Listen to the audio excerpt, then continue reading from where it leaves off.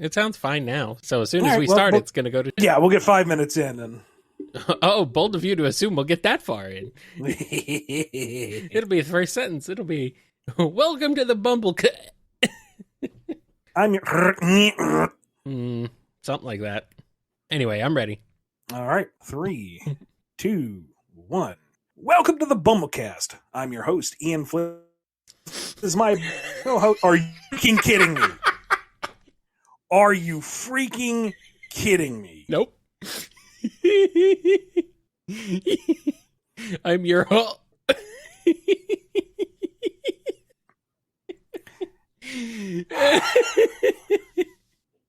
Now I'm beginning to wonder if there is somebody who knows how to pop in with some kind of lead hacks or skills and are just trolling us at this point. I don't know, man.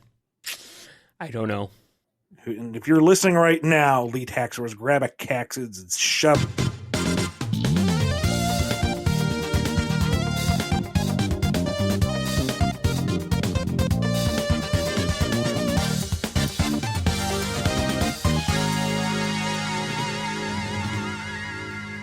Welcome to the BumbleKast. I'm your host, Ian Flynn, the Bumble King, and joining me as always is my Bumble co-host, Kyle, JCRB Krause. It held up through that whole sentence. Amazing. Wow. Miracle of miracles. Yeah. This is ridiculous. This is truly, truly outrageous. Anyway, hi, what's up, Ian? Well, we have hit a major milestone for the show. Yeah. We now have over 2,500 subscribers here on the BumbleKast. Oh, yes, indeed, and counting. That is a mighty fine number, so thank you very much for everyone who is, devoting yourselves to the algorithm. If you're not subscribed yet, please just click the button, ring the bell, push the fingers, whatever it is YouTube's yelling at you to do these days. Push the fingers? We don't, what? The up one and the down one. Oh, they took the down one away. Whatever. Oh, yeah, that's right. Those fingers. We don't really care, but the algorithm does help us reach more people. There's workarounds to install so that it's not obnoxious. Do whatever you have to. That's fine. But if you wouldn't mind pressing those buttons that they ask you to, that helps us, and we appreciate it. Indeed, yes. Hit that subscribe. We do care if you hit the subscribe button. That would be awesome. But you can hit any of the other buttons if you want, and that's up to you. So, but the subscribe button is the best one. Also, small update on my end. Folks seem to be getting very confused which email to use. I've been getting a bunch of business correspondence going to BumbleKast, and I've gotten some BumbleKast questions coming into my business inbox. That's no good. So I've updated stuff on BumbleKing.com that should hopefully clarify where you should send your questions. Yes, and we also have a new BumbleKast email address. It's actually been around for a little while, but I think we both completely forgot. But it's been that kind of year. Yes. You can now email us at contact@BumbleKast.com. The old BumbleKast@Yahoo.com also still works. They both go to the same place. So if you're still emailing us questions at the old address, that's fine. But the new one is contact@BumbleKast.com. And yes, there is a BumbleKast.com. You should type it into your browser and see where it goes. Where does it go? I haven't actually. To BumbleKast.com. Oh, I see where it goes. Yeah, you should type it in your browser, Ian, and find out. I just did. Okay, what a lovely website. It's clearly done by someone who's just using the WYSIWYG format. It's perfect. That's all you need, man. Who cares? Nobody has a website these days. Yeah, I know. I kind of miss the 90s. Yeah. Well, before everything was corporatized and centralized. Wow. Yeah. Anyway. It was fun. They were all terrible, mine included, but it was fun. Yes. I need an under construction GIF all over everywhere. Anyway. That is enough stuff about the show, so let's actually get to the show itself. We're doing priority Q&A right now. Folks who have submitted $5 or more either through patreon.com/BumbleKast, Ko-fi.com/BumbleKast, or are a YouTube member. So let's get to it. All right, let's jump right on in. I'm letting you off the hook this week with my question, Ian. So we're just jumping right into the Q&A from everybody else. All right. This one is from Noni. Are Starline Spurs effective against the Zeti? Or are they so strong that the neurotoxins wouldn't do much at all? Would he have to kick them more than once to see any kind of effects, or would the attempt end in glorious failure? I think it varies on the Zeti. Like, it would disable most of them, but I think Zavok would be able to power through one hit, and Zanmom would be insulated enough that he might be able to take one or two. Nice.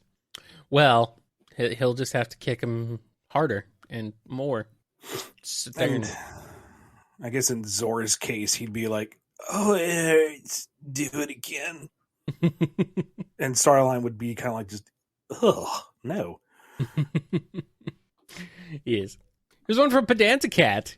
Ian, given how the concept of the multiverse has become popular again in recent years, between Spider-Verse, Ratchet and Clank Rifts Apart, and the MCU, plans for the multiverse, and most recently Sonic Prime, are you interested in hoping to play around with the multiverse in the IDW Sonic books?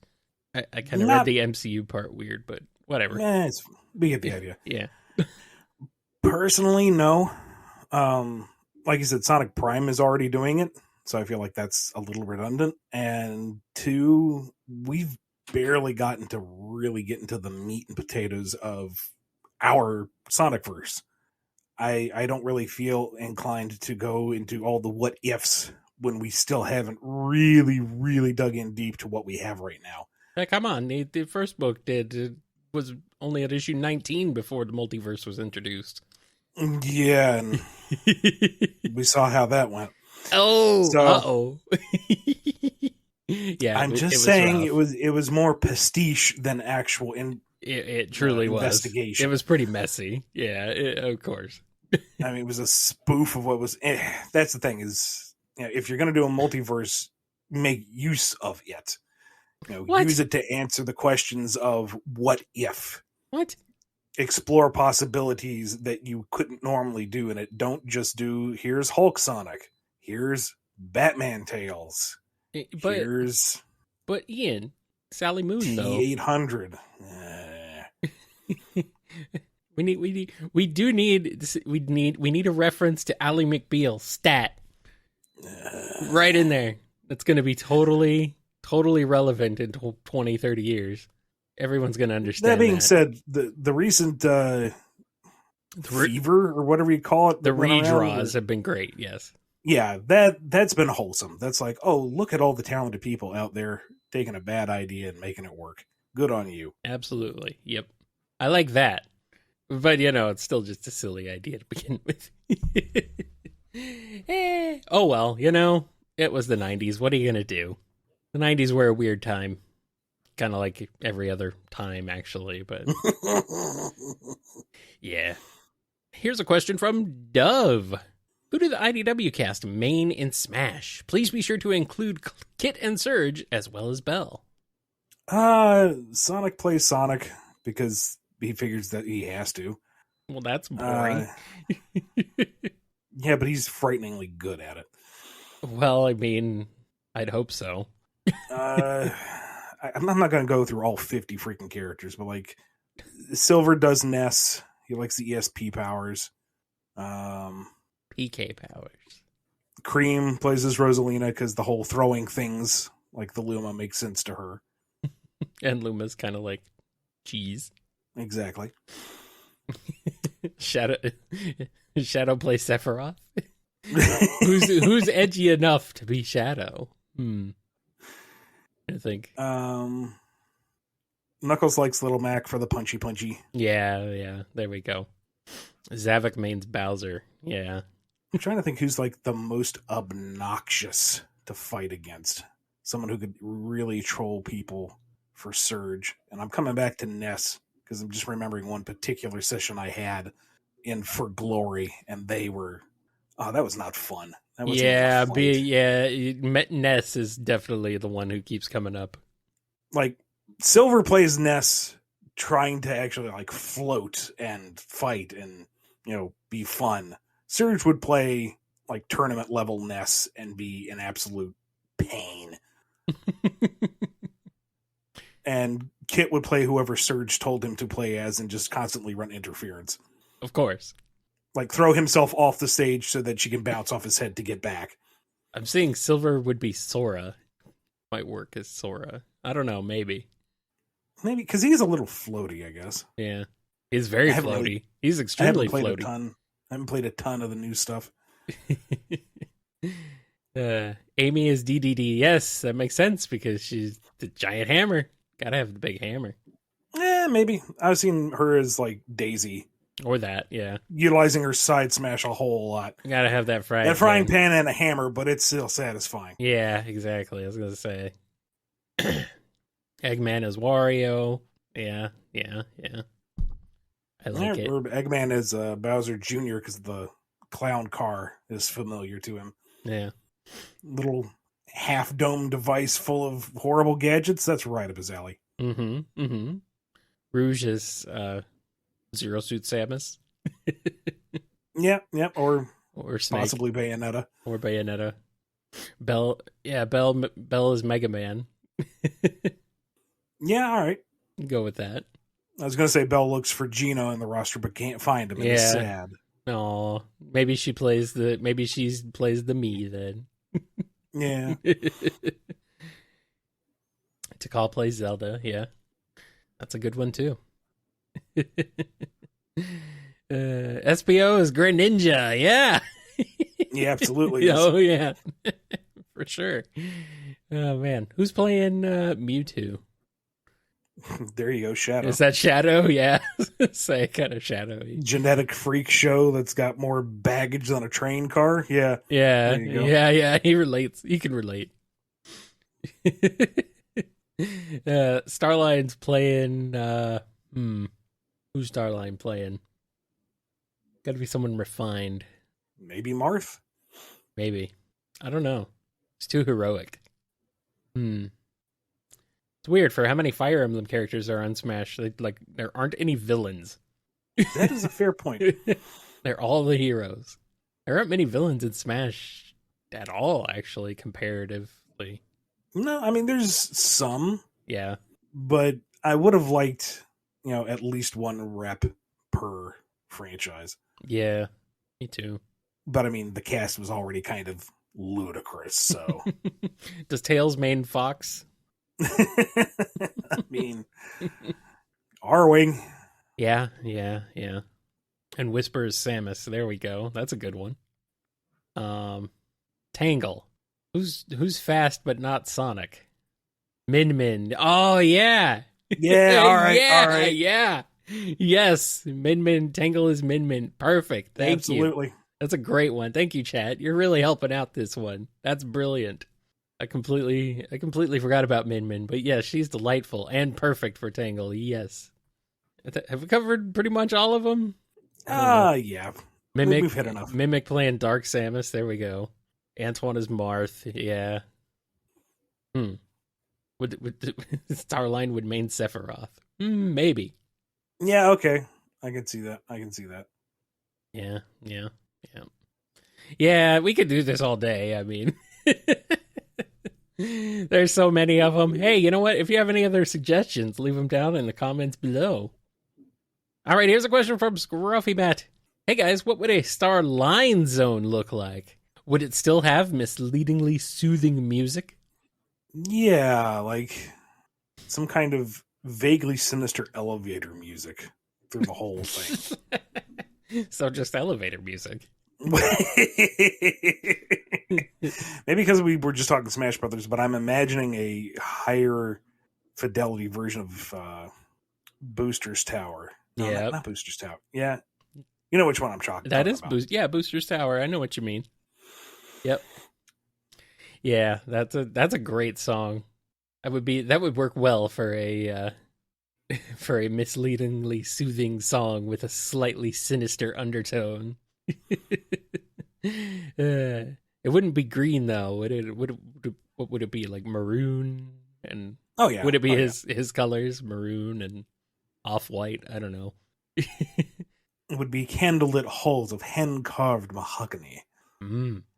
Classy. And it's really a shame what his shoes are doing to the carpet, but sacrifices have to be made. Imagine it would be a more puzzle-oriented stage. Starline in his freaking clown shoes. The toes are upturned so they don't scuff or catch. Oh, I thought it was just because you like that goofy look. Starline is very goofy. It's true. Here's one from Pandolce. Hi, Ian. Back in the test run arc, it was mentioned that both Eggman and Tinker liked coffee with lots and lots of sugar, which brings me to ask, what other traits, preferences, or behaviors of Eggman were present in Tinker after losing his memories? Constant work, wanted to build something, always wanting to create something, always tinkering with something somewhere, always having a new idea for a project. Only, Eggman is trying to build a robot with a freaking laser beam on its head, and Tinker is finding a new way to make a delightful toy. Yes. And that kind of bombastic attitude. You never really have a down time. But where Tinker is like the super jovial mall Santa on day one before his spirit has been broken, Eggman is, Eggman. Presentation. Exactly. Yes, absolutely. They like coffee with lots and lots of sugar. Is that a movie reference? Maybe. Or is the movie a reference to that? Because, he likes his lattes. Loves the way Dr. Stone makes them. Here's a question from Maragery. So, a random question that doesn't properly fit in with the rest. What do you guys think of food? Have any comfort foods? What's for breakfast, lunch, or dinner? And I hate food. Food sucks. I don't eat. Joking. I love food. Kyle is actually a succulent. He just sits there and absorbs moisture from the air. No. And I love food too much is probably the problem. But I am American, so, Yeah. What do you think of food, Ian? I haven't had a regular meal schedule in I don't know how long. Part of the problem. I don't know if I ever have. And the other part of the problem is my comfort food is cheeseburgers, and that is really a bad comfort food to have. Yeah, but it's delicious. It is. That's also a problem. Yeah. I love me some burgers, though. I have found that if I can force myself to actually eat better for like a solid week and, do things as you're supposed to as a responsible adult, when you finally do give in and grab that burger, it tastes so much better than when you have it day in, day out. I guess. The only problem is it knocks me off the wagon and I have to spend like another 2 weeks going right back to, nope, healthy again. Gotta be healthy again. I guess. Whatever. Burger. I like burgers. Burgers are good. Let's see. I'm a big fan of breakfast foods. Like, I don't care what type it is. I'll have breakfast foods. They're delicious. And also, I love Mexican food. Like, Southern style. Not Southwestern style Mexican food, I should say. Southwest U.S. More Tex-Mex style than, actual coastal Mexican food. But I like that. I'm a fan. And always like a good sandwich, Yeah. A good roast beef sandwich is good. Like, some ham, turkey, all those. I like those. I just like food, man. I'm not really picky. I'm like, I like food. I like food. Comfort food. I don't know, pizza. I don't know. I'm so basic because I'm not picky. I'm like, I just don't care. Meanwhile, my wife is very picky, so I just eat whatever she eats. Not always. But. I used to be way pickier. My palate has broadened significantly over the past 15, 20 years. Mm-hmm. But I don't know. There's just some days where food seems like a inconvenience. It's like, do I have to eat again? Why? Why do I have to think about what I have to eat?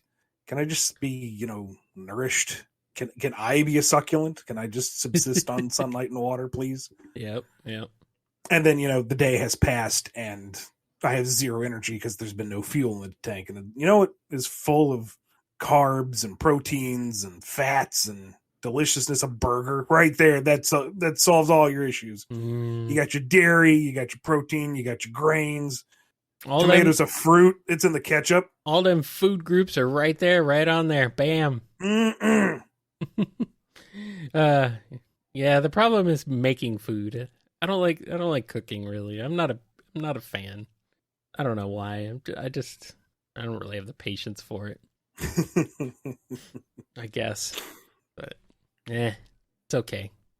I get uptight about it because if you have your regular takeout places, you know what they're going to produce within a certain range. But if you're cooking yourself, if you screw it up, there you've wasted food and it's your fault. And then you have to clean. Yeah, it's a big pain. Food's a pain, but it's also delicious, and I like it. Here's a question from Saturn Flicky. The Japanese Sonic Advance 3 guidebook spells the robot's name Gemerl, with a hyphen between the G and the M. The comic spells it as Gemerl with an E between the G and the M. Why is this? This katakana name has a long sound mark, a dash after the G, supposed to, I guess. Yeah, the G. So the G syllable, like Gmail, was intended, not gem. Well, blame that on poor localization at the time. Yeah, but got localized as Gemerl. Yeah, which, at least over here, or in English, makes a certain amount of sense, since emerald was based off of the word emerald, so his successor is Gemerl, which is, gem. Gem. And that seems to be the new standard. So. Yep. He's no longer Gmail. I mean, Gemerl. Gemerl. I mean, he may still be Gemerl in Japanese, but the English localization seems to have stuck as Gemerl. Gemerl and the holograms. Yeah, truly outrageous. Here's a question from Sprites Forever. Here's a big hypothetical. If you, by a total miracle, were granted complete creative control over the Sonic franchise with no restrictions or obligations whatsoever, what would you do with it? Well, this is directed to both of us, so Kyle, you go first. What would I do with it? I mean, I'm already in control, so what you're seeing right now is exactly what I would do. Everything you hate, it's me.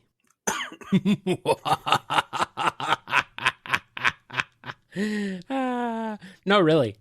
What I would do is, fully embrace the past, but also, not, just make it all about the past.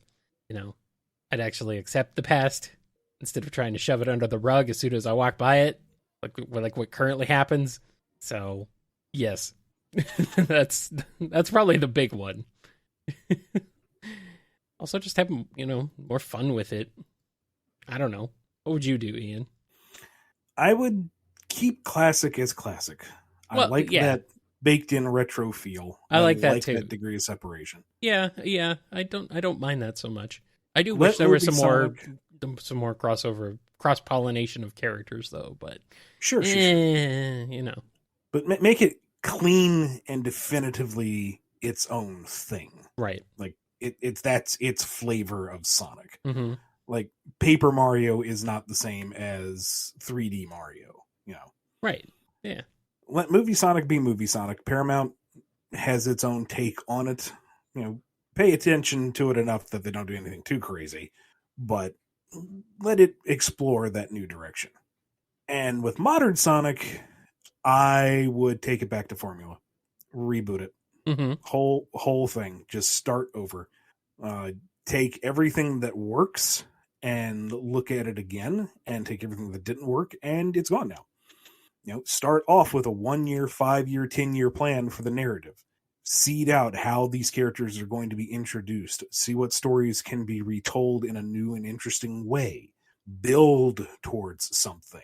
Have the characters meet and interact for the first time in organic ways, and have less of, hey, long time no see, every single game.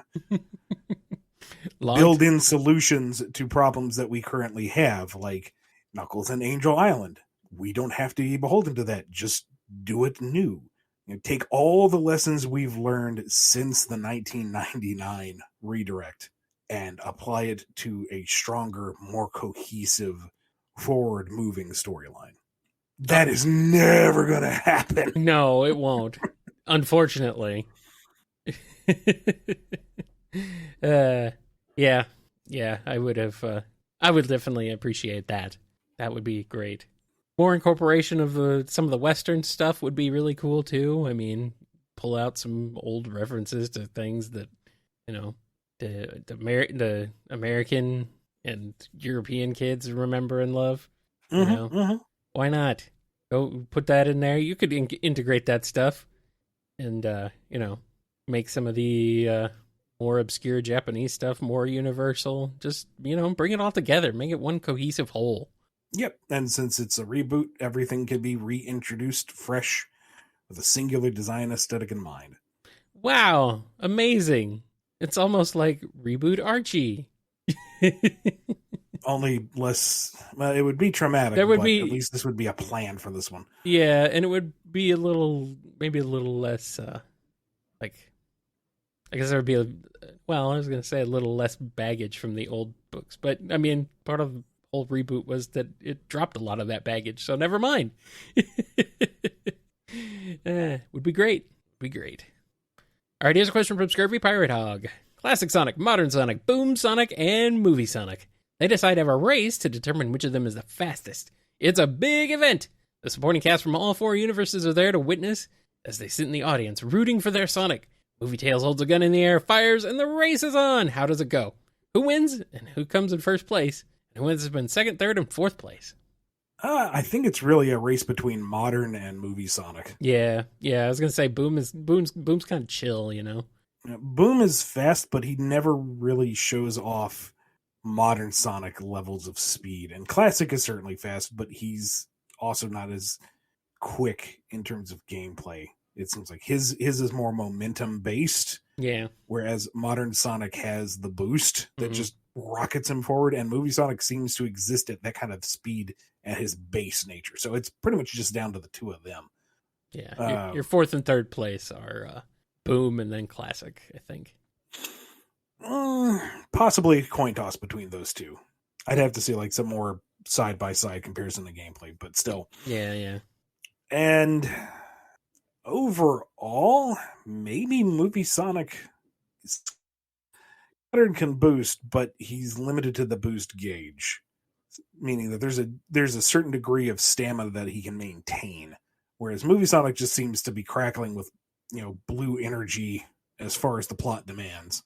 So it would be close, but I'm thinking Movie Sonic might actually win this one. Yeah, I can kind of see that. If you angrily disagree, please tell us why in the comments below. Yeah, but then Archie Sonic bursts out of nowhere and beats them all because, of course, he does, because he's way too overpowered. Like he's got some serious power creep issues. If I modulate my molecular structure while moving really fast, I can see through time. If you can see me, that means I stopped, and I've already won. I've already gone through this course like 3 times. You just didn't see it. It happened within that microsecond that you didn't see. You couldn't perceive it. I'm so fast. Archie Sonic, you're so broken. Here's a question from Dreamboatin'. If the IDW Sonic cast were each offered one wish by a random genie, what would they ask for? Would Knuckles wish for the genie to get off his island? And would Metal Sonic wish to be a real boy? Tails would be busy trying to think of all the possible ramifications of his one wish, worrying about, but what if this goes wrong? But what if it's interpreted this way? What if, and wouldn't actually pull the trigger on it. Mm-hmm. Amy would just wish for everyone else to be happy. She would do something incredibly selfless with her wish. She Knuckles, wouldn't wish Sonic would love her? No. We're past those days. Okay. I guess. Knuckles, I can either see him making a wish that, would free him of the island, that he would, things would be safe and he could enjoy life a little more. Or in a hilarious about face, instead of just naively trusting this genie at face value, he would think it's another trick from Eggman. Yeah. And toss him off the island and waste his wish. Yes, that's exactly what happens. Shadow would basically do the same thing as Amy. He would wish for something incredibly selfless for the rest of the world, but he would do it super quietly and in private where no one could actually track it back to him. What a kind-hearted jerk. Sonic would wish for a chili dog and the genie would go, really? Really? And he's like, I got everything else I want in life. Just one chili dog? You want an unlimited supply, a lifetime supply of chili dogs? You don't want a fridge that has not a fridge, like a microwave that has a chili dog in it, a box that has a chili dog in it every time you open it up? I don't want to worry about carrying it around. Thanks, though. Maybe Knuckles just wishes he has a cool hat. So he has the cool hat forever now. It's always him. It's always a cool hat. You could try to ask Rouge what she wished for, but no one can find her under that pile of gems. All you can hear is just happy giggling. Yes. I like it. IDW Sonic cast, so, Whisper, Tangle. What about them? Whisper would get her team back healthy and whole. Mm-hmm, yeah. It'd be awkward because she has since moved on and Mimic is Mimic, but they get their second chance. Mm-hmm. Tangle, she gets the wish instead of Whisper and still wishes for that for her because she has everything she wants in life. She's good. She's a simple creature. That's good. Starline is obvious. He's ruling the world next to Eggman. That's not really an answer. That's a given. Kit wishes for whatever Surge wishes for. And suddenly the planet is depopulated. That's fine. Who needs people? They're just problems. Metal Sonic wishes to be the one true Sonic. Everything fades to black. Sonic 1 starts up. And you just play from the beginning of the franchise. Perfect. But Eggman, he can't beat this one true Sonic, so he decides to create the perfect antithesis. A Metal Sonic, if you will. Uh-oh. And the loop continues. Oh, no. It's a Mobius strip. Ah! No.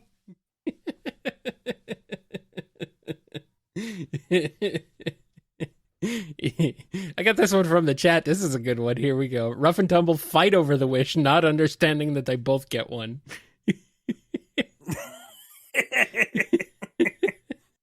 That is a good one. And, ultimately they, settle on, well, fine then. If I can't get the wish, I wish you don't get any wishes. I wish you don't get any wishes. And the genie's like, all right, poof. Well, they ruined it. What does Belle wish for? Suddenly there's now an actual Mr. Tinker, separate of Dr. Eggman. Yep, okay. Sounds good to me. And everyone in the village has forgotten and forgiven. Yep. And all is happy and right in the world. Or does she wish to be a real girl? And Starline mysteriously burst into flame. Belle wishes to be a real girl. A real mouse. She's comfortable with being a robot. A real mouse.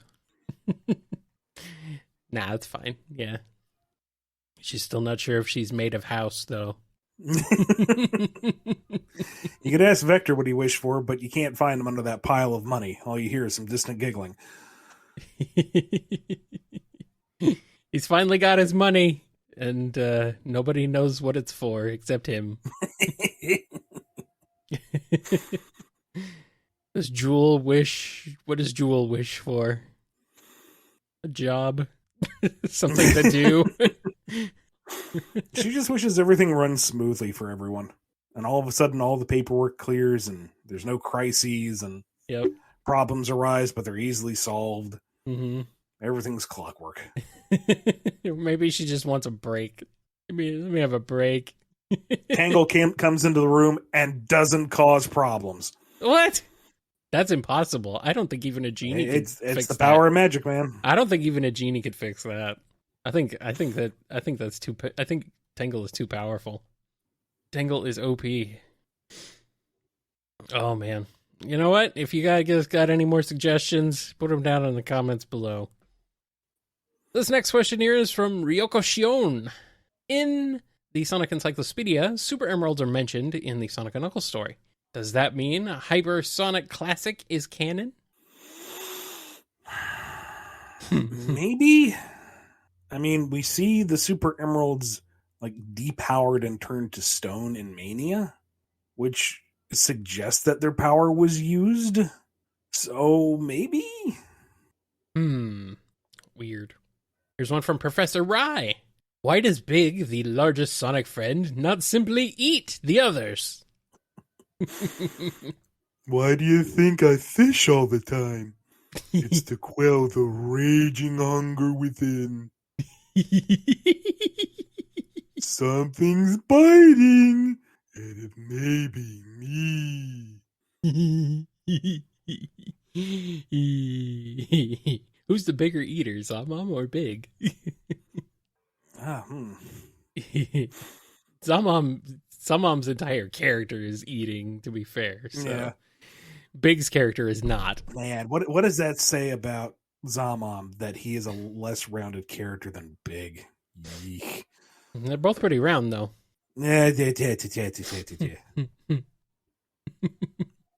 very round. Good for them. I, too, am round. Here's a question from the Hobo Joe. Ian, Kyle, congratulations! You were selected as part of a contest and won free tickets to Eggman Land. Lucky you! Now, don't be so modest to decline. But I don't. You've earned this wonderful excursion, and this is quite certainly not a trap. Even so, you'll be escorted by some lovely egg ponds to make sure your stay is a memorable experience. What are your plans for the day so we can help book your excursion? Are there any rides you're interested in so we can book an egg pass in advance? How can we make this the most excellent day for you? Well, see. So I know that when you see a flash, when you're going down Splash Mountain, it's actually a sniper shot, not the photo. So I know to duck. Yes. I know that It's a Small World is built actually to drive you literally insane. You just got to kind of plug your ears. And when the ride accidentally stops for an hour, the water's not that deep. You can get out and just walk out. Don't sit there and wait for it. The trick to the teacup ride is don't get into the ones that are full of molten metal. Pro tip. I guess. Whatever. That's no fun. When the Ferris wheel stops and you're at the apex, that's when you have to make sure that you're strapped in somehow, because it's going to come off the hinges and just roll down the rest of the park. And it's going to reach at least 175 miles per hour. It's going to be a bit of a trip, but that steel cage you're in is actually really sturdy. Sounds kind of awesome, actually. I'd ride that. Since we're more or less likely to be forced into one of the themed on-site living accommodations, I would recommend the food-themed one, because even though the bed is literally made out of pancakes and bacon, yeah, that you can at least sleep on. The one that's modeled after the construction yard will drill holes through you while you're sleeping. So don't stay there. You probably shouldn't. No, that would be smart to avoid that one at all costs. Also, Star Tours is a great ride, but do accept the complimentary spacesuit, because you really are going to space. Oh yeah, and it can possibly depressurize. Oh yeah, definitely. you want the spacesuit. The trench run on the Death Star is legitimately a flight through the Death Star, so take all the precautions you can. And they're not responsible if you get shot down. You're on your own. It's a good one. What else? I don't know, man.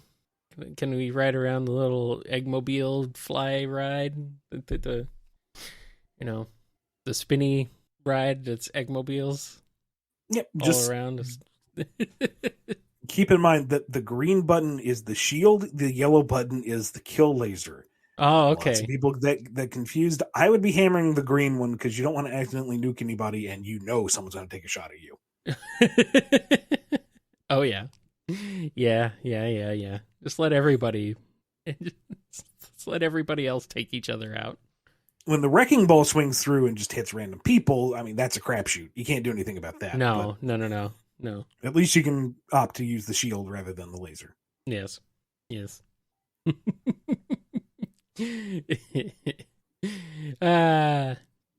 So many hypotheticals on this episode, so much silliness. I think we need a break from that. What do you think, Ian?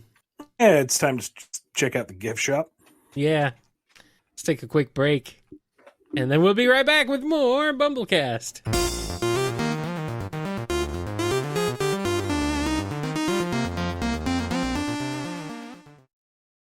We're back, and we got a question from Axis. Let's settle this once and for all. Knuckles' knuckles. The white spikes coming out of Knuckles' gloves.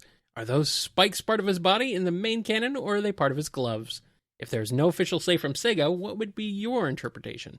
I don't know if there's been an official word on it.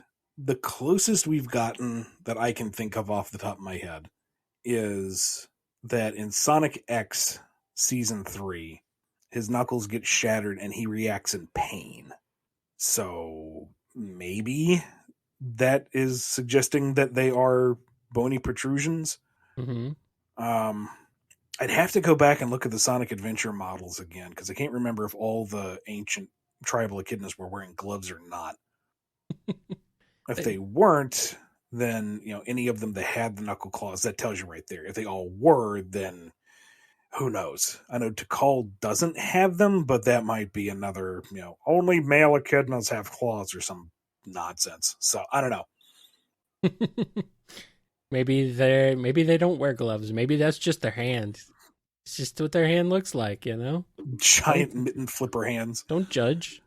I mean, it would go with the blob feet. Yeah, sure. Why not? Knuckles has no fingers. Weird. Weird. All right, here's one from Fire Red XY. I've got a question about the end of Archie's Unleashed adaptation, Panic in the Sky. The first 3 issues of that arc were penciled by Diana Skelly, while the last was penciled by Tracy Yardley. If you have any insight as to why that is, could you share? Was it an Archie decision, or was Skelly just busy? I just would have loved to see Supersonic in her distinctive art style. Yeah, I think it was a deadline thing. Mm-hmm.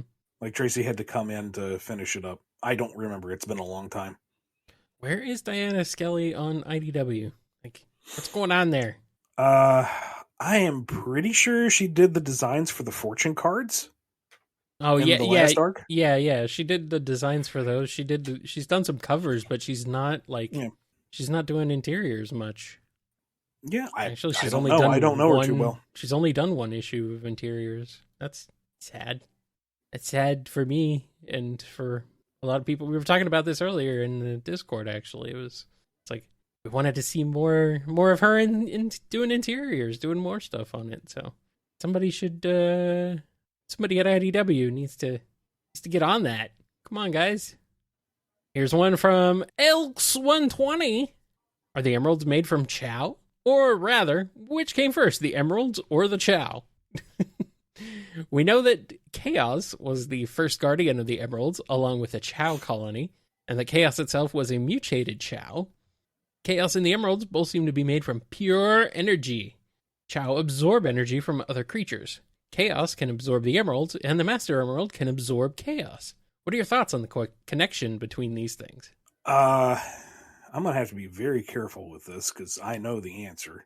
Uh-oh. But you can't say the answer? Yeah. I think it's safe to at least say the Chaos Emeralds came first. Which came first? The Chow or the Emerald? and I'll just leave it at that. All right. Hashtag knowing smile, I guess, huh? And you'll never get the official, actual answer. Here's one from Invade Turbo Tunis. A lot of dimensional travel has got me interested lately with Sonic and other franchises in general, so it's got me thinking, what if the Sonic series were in that predicament with multiverse shenanigans?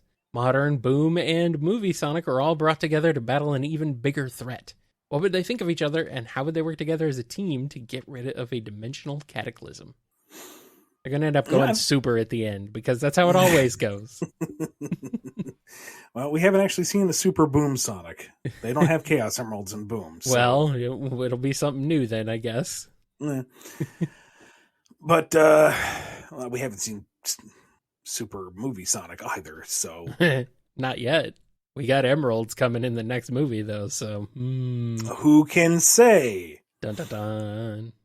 But the three of them would be different enough that you could actually have some fun interplay between them. I think Boom is jokey enough and casual enough to be distinct from Modern, who is driven enough to be kind of the main protagonist, but Movie Sonic is also so childlike in his wonder and enthusiasm that he could kind of play almost protege to Modern. Modern's been around the block.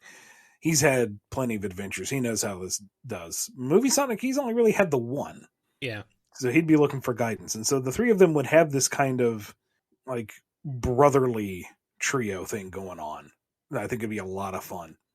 Honestly, yeah. Yeah. It's kind of like the dynamic from Spider-Verse with Peter and Miles. Mm-hmm. Yeah. And playing to some of the more unique abilities like Sonic's game-centric moves, Boom's inner beam, the kind of electro crackle crazy speed that Movie can do. Yeah. And switch it up, have those, combo together in delightful ways. Yeah, I can see that working. That'd be a lot of fun. Yep.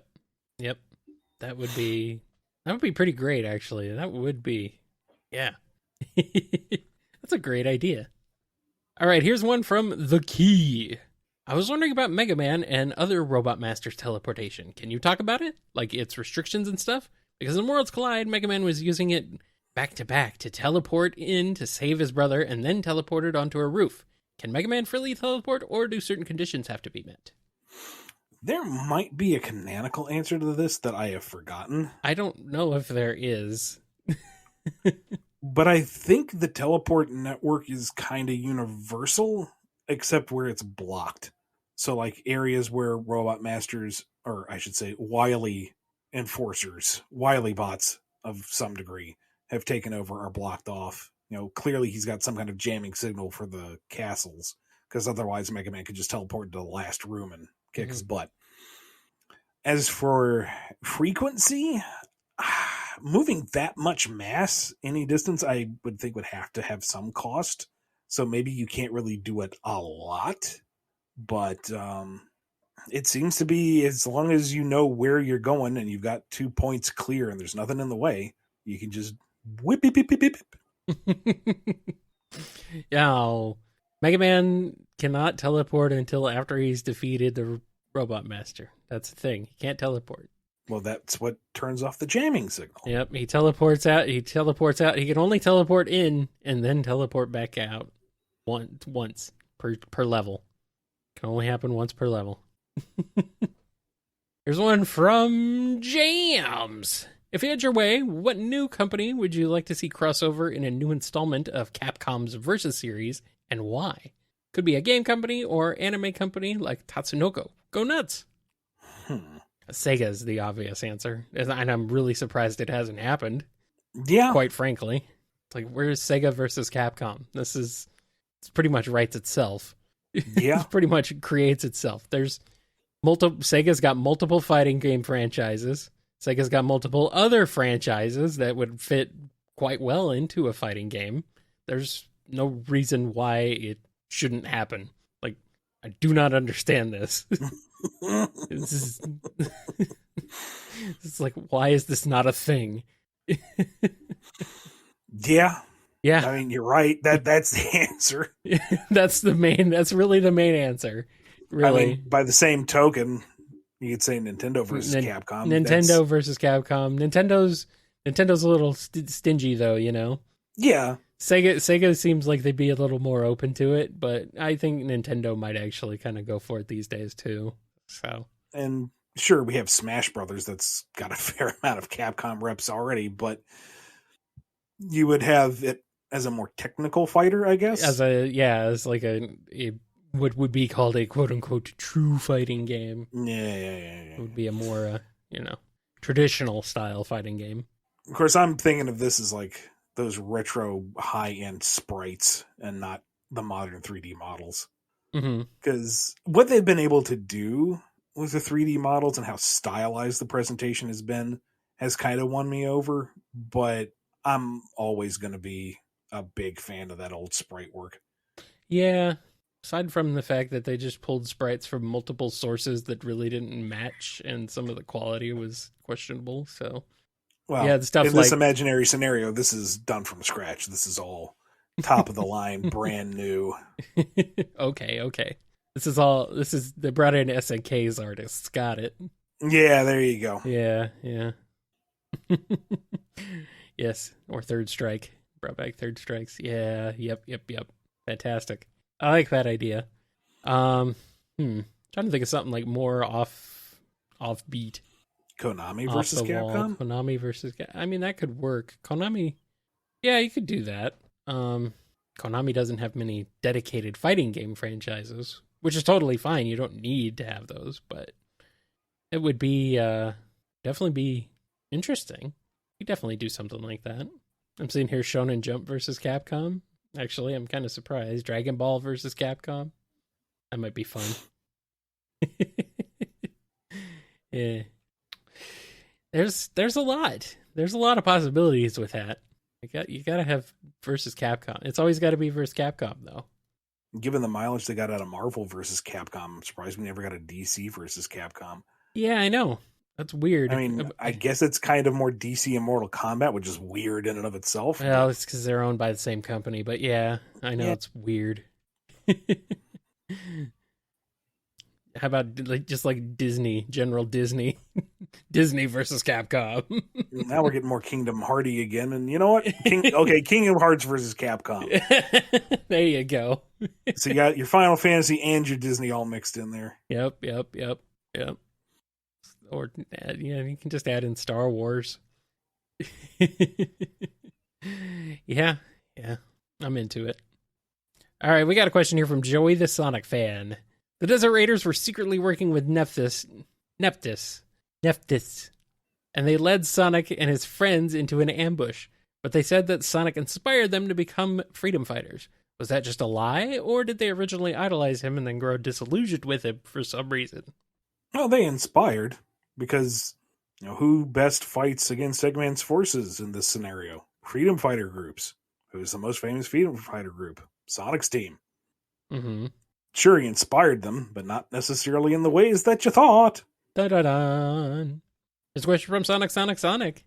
I want to know, how could Shadow teleport in issue 6 of IDW since he needs an emerald to use Chaos Control?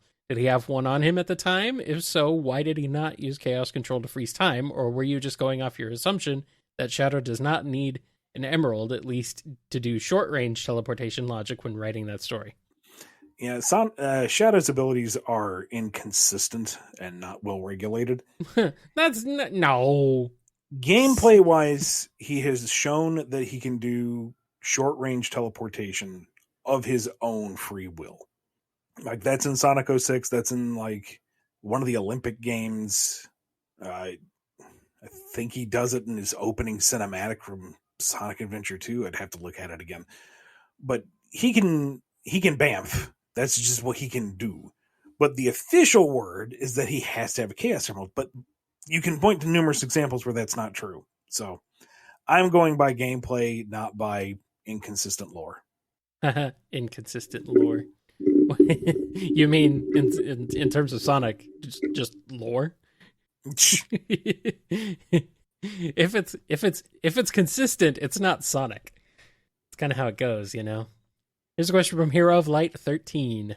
Could the Chaos Drives from Sonic Adventure 2 possibly be Guns or even Gerald Robotnik's attempts at creating their own artificial Chaos Emeralds?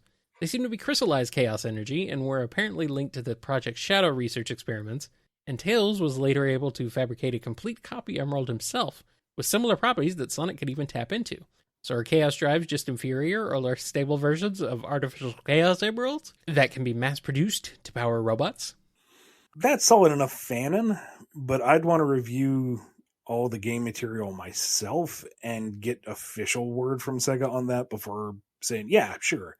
I mean, it makes sense, but I can't be 100% certain on that. Here's a question from Jolene B. I've seen people claim that your original plan for Adam/Anonymous was for him to secretly be the original Dr. Robotnik, hence the use of his SatAM style silhouette to represent Anonymous. Is that actually the case? And if so, why didn't it end up being used? Was it vetoed by Sega or Archie? Oh, it definitely was not my plan. It was the intentions of those who came before me. I can't remember now if it was Rami or if it was a Carl thing. I want to say it was Rami, which isn't their real name, but I'm not going to get into that right now. But yeah, I think the original intention was for it to be old Robotnik, which by the story that was given can't be. He built the ultimate annihilator that erases its target from reality. He hit himself with the ultimate annihilator because of Snively's meddling. He is gone. And that momentary blip back into existence in that one goofy, was it a Benny Lee story? Was wrong by continuity standards, but it was self-resolving and goofy, so, whatever. But, I've said a number of times, when I got onto the book, I wanted to honor a lot of what came before, and I didn't want to throw anything out necessarily. But that was the exception. Mm-hmm. That one, I argued against it. I said, let's scrap that idea and make it Adam, because, no. SatAM Robotnik is fine and all, but having two Robotniks running around is silly. And going by what the story had established, he was gone. So, meh. Yeah, but there were two Robotniks in Sonic Generations, and that was great.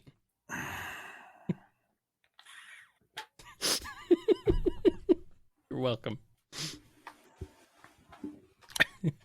I'm glad you hate me now. If only we were recording visuals. Yeah, I can see the huge eye roll you just did, probably. The smoldering glare. Yep. You're welcome. I'm just giving voice to the people. Now you want to tell me to fuck off. No, what I'm rolling my eyes at is I almost legitimately answered you. Why not? And tried to make a canonical argument for it. It's like, no, he's trolling. Stop it. I'm merely a vessel for the listener. Uh-huh. This is me. I'm merely channeling what the listeners are already thinking. Yeah. Uh-huh. I am but a messenger. You are but. You had that right. Well, yes. Yes, I am but.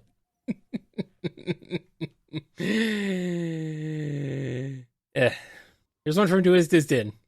Whisper got an event in Sonic Forces Speed Battle. What are your thoughts, and what kind of event do you think Tangle would be great for? My thoughts are just wild fanboyish screaming, because that's just freaking cool. Mm-hmm. I had hoped that we would get a St. Patrick's Day Tangle. Oh, that would be funny. I don't think we're going to, because as of the next episode, I don't think that's dropped. So no, it would be happening soon, or already going on, but maybe next year. Yeah, or April Fools. There we go. Yeah, maybe we'll get a Christmas Tangle. Candy cane striped tail. I don't know. I don't care really if if they just give her that kind of acknowledgement. I'm going to be happy. It's going to be neat. Oh yeah, absolutely. The Whisper design though for Chinese New Year was awesome. Yeah, it was. Oh man, they're very good. They're very good over there at Sega Hardlight. Very good. Here's one from Andrew D. Are issues 1, 3, and 4 of Imposter Syndrome, as well as issues 48 and 49, meant to have titles? Issue 2 was called Stress Test, but there doesn't seem to be any indication of any titles for the others. Has IDW decided to stop using titles? Also, what is the chronological order of issues? Also, what is the chronological order of issues for Imposter Syndrome and the road to issue 50? So far, it seems like Sonic 45 through 47, Imposter Syndrome 1 and 2, and Sonic 48. Is that right? Typically, I don't think I've been putting titles on my stories that much anymore. Like, I might toss one in if I have a thought about it, but I thought Evan had one recently that she said. Yeah, it's more like the arcs themselves. Mm-hmm. But maybe I'm even misremembering my own stuff, but like I don't really feel like the need to put titles on issues anymore. It's Sonic number whatever, you know? Yeah, that's kind of it's not something that's used much anymore. So, as for the chronological order, I believe what you said is right. I'd have to go back and double check everything to be super sure, but I'm pretty sure that's how it works out. Well, I'm receiving word that the Chaotix would be investigating the traffic jam surge caused in Imposter Syndrome number 1, so it seems like it would be taking place. 48 would be between 1 and 2, maybe. Something like that. Okay. But, I don't know, that's just what I'm hearing. Like I said, I'd have to look at it again, because my contribution to that is months ago. I've already moved on to the next stuff that we're doing in the Sonic book. So, I mean, it doesn't hurt to review when we have to go back and, do tighter continuity stuff, but just off the top of my head here at the show, I don't remember exactly. Yeah. All right, and for the rest of this episode's questions, we're going to be delving into spoilers for Imposter Syndrome, so if you don't want any of those, especially for the brand new Imposter Syndrome number 3, then you should go away, because otherwise you'll get spoiled. You don't want to get spoiled, do you? Here's one from Off. Okay, so if Kit and Surge were made using anything related to the metal virus, and the Zeti could control Zombots, would it be feasible for a Zeti to have any level of control over either of them? The usage of the metal virus is more on a cellular level for regeneration. It's not like they are living embodiments of the metal virus, but they do have the cybernetics grafted to their internals. So, yeah, they could probably mess with them. Oof. Here's a question from Solaris Stain. Spoilers for Imposter Syndrome 3. If Surge and Kit wanted to know their past, why didn't they use Starline's hypno device to force a confession about their past? Because he already told them. He doesn't know. He didn't make any record of it. Here's one from Ann Tails. Now that we know more about how Kit and Surge came to be, do you plan on diving into their pre-cyborg backstories? What backstories? They don't have pasts anymore. Starline threw that out. Why would you need a backstory? You're just a living weapon now. Dun dun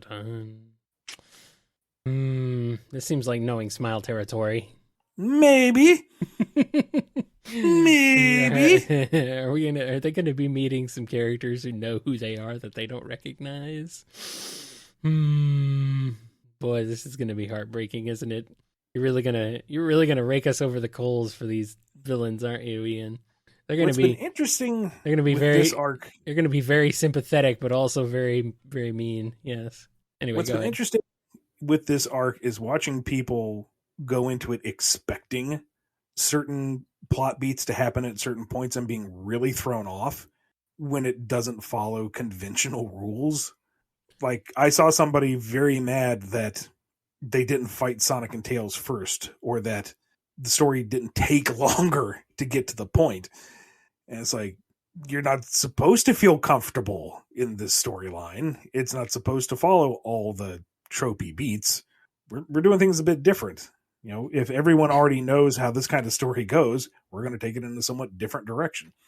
Ian, how dare you subvert expectations and tell a story in a way that is different from what the reader expects? How dare you? At the same time, I'm seeing people expecting a subversion when there isn't any. It's like, oh, I see what it is. This is really a misdirection. It's like, nope, that's exactly what it is. I mean, there was a lot of that. Remember WandaVision and all the theories around that? Yes. Yeah. Seems kind of similar to that. It's like, oh, it's going to be this grand thing. And what we got was excellent. No, do not do not mind what we got, but the importance of it was a bit Underwhelming. overstated. The expectations were sky high for what people were expecting for the connections to the greater universe than what we actually ended up with. Which, I mean, to be fair, that's the fans' fault more than anything. I don't know.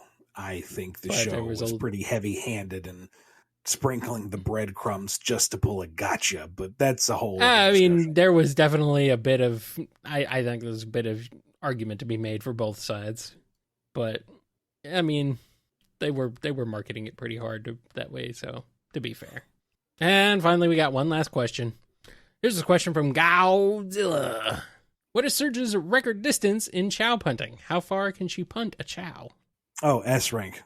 Like, you do that from the starting line, that chow, when it lands, wins the race. Like, that thing could be newly hatched, and by the time it lands, it's a fully evolved dark chow. That's how far she's punting it.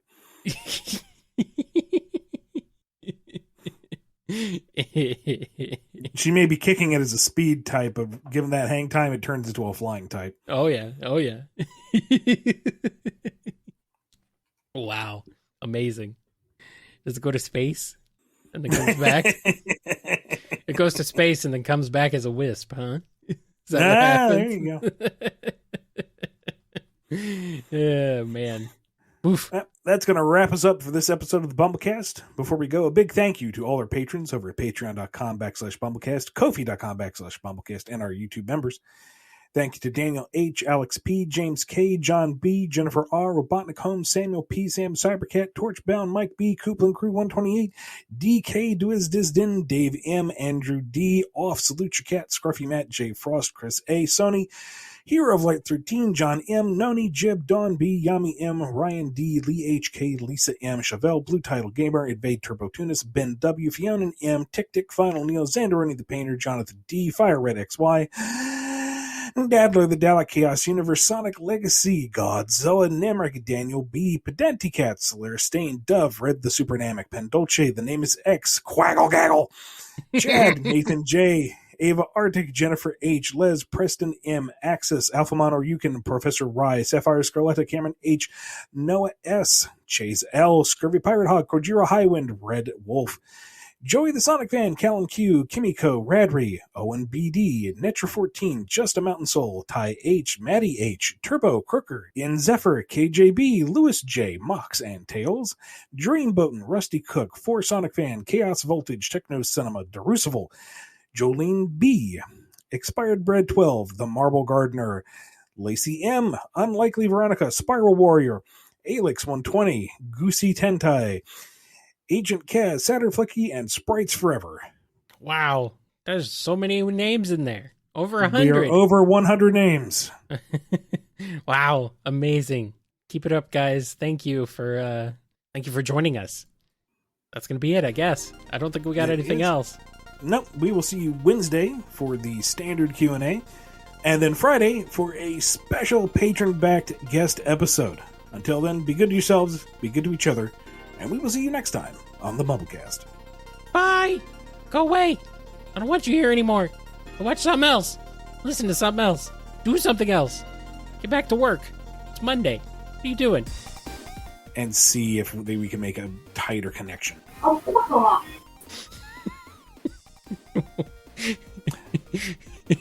Let's do that again.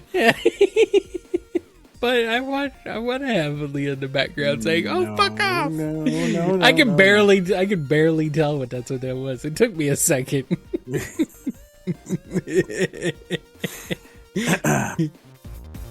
You've been listening to the BumbleKast, a co-production of Bumble King Comics and the KNGI Network.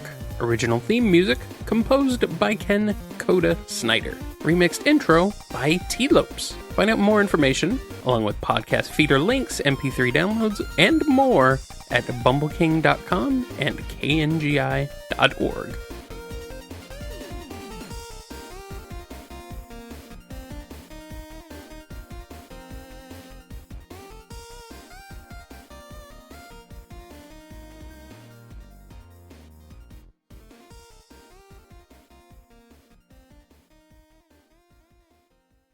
BumbleKast the musical.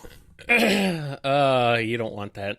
Yeah, I'm gonna need like a stunt double singing voice because you don't want me to do it. No, it was I, Ian Flynn. I am the Bumble King, and I'll answer your questions tonight. And then Kyle's like, I'm Kyle. Yes, I'm Kyle. I ask him questions on your behalf. Yeah, maybe. I don't know. I don't know if I'm that bad, or I don't know if I'm worse. Maybe I'm worse. I don't know. I'm sure you've got a perfectly fine shower singing voice. You'd think. I sound like an Omega impression. Not a very good one. Yeah. Omega is just speaking in monotone. It misses something without the mechanical reverb. Yeah. And as talented as many may be, I don't think anyone can quite do that unless they know how to like integrate Tibetan throat singing into speaking, which would be really cool, but that is not within my skill set. Definitely not mine either. Although now that they've put that mental image in my mind, I kind of want to. Of course, I want to learn Tibetan throat singing anyway, because that is the coolest sound. It is very cool, yeah. Very, very fascinating. What's the name of that Mongolian metal band that incorporates it? It's like, yes, of course, throat singing goes with metal. Of course it does. I mean, yeah. I don't know for sure. I don't know. Is it The Who? Thank you. The Who? Yeah. The Who. Who's on second? What's the name of the band? The band on stage. The name of the band. The band's not even at this concert. Man, that was an old reference when they made it. Yeah, but they put such an excellent spin on it. Oh, they did. I know, but it was also like it was an old reference and an old band, and the band was old back when they originally made the joke. It's like kids in the 90s was like, The Who? Like, I do remember my dad cracking up though.